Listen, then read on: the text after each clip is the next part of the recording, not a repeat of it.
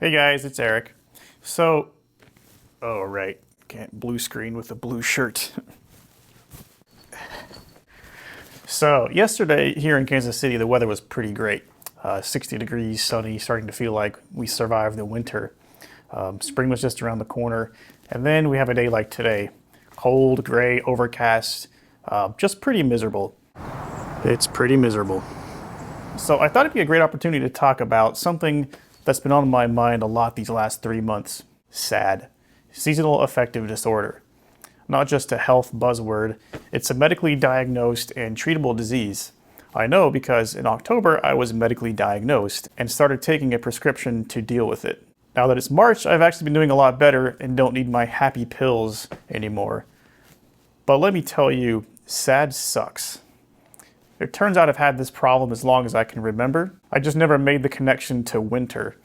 Every year I seem to get into a funk that takes me kind of months to recover. Then I do great for 7 or 8 months, and then symptoms return.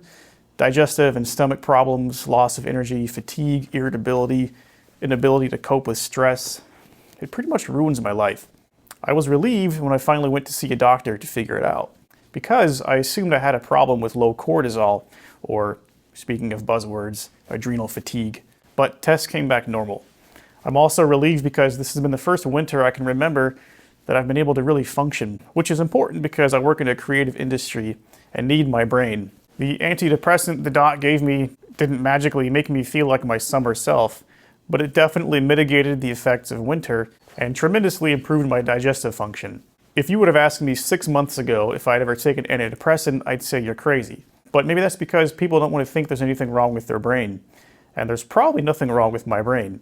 I realize I'm super sensitive to my environment and I really hate winter. So put my brain in winter and of course it's going to have a bad time. It's really what most health problems come down to: stress and genetics.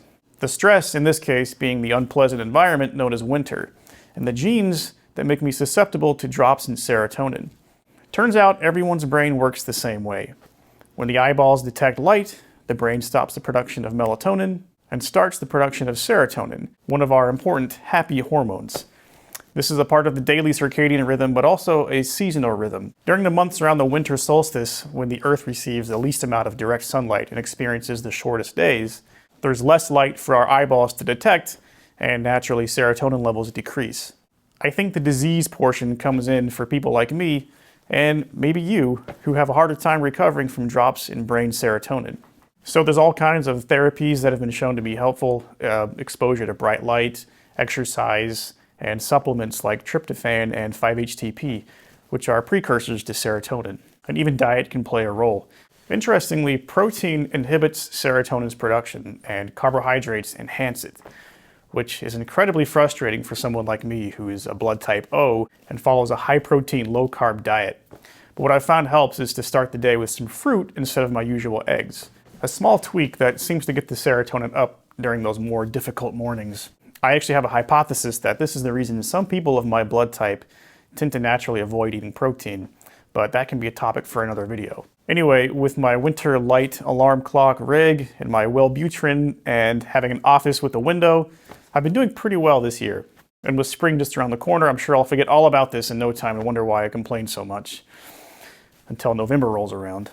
So thank you, ingenious or probably hungry ancestors who decided to migrate to the Isles of Great Britain and modify my genes for solar starvation. I think this is just proof I need to move to a lower latitude, maybe someplace by the beach. So, Ecuador. See you guys.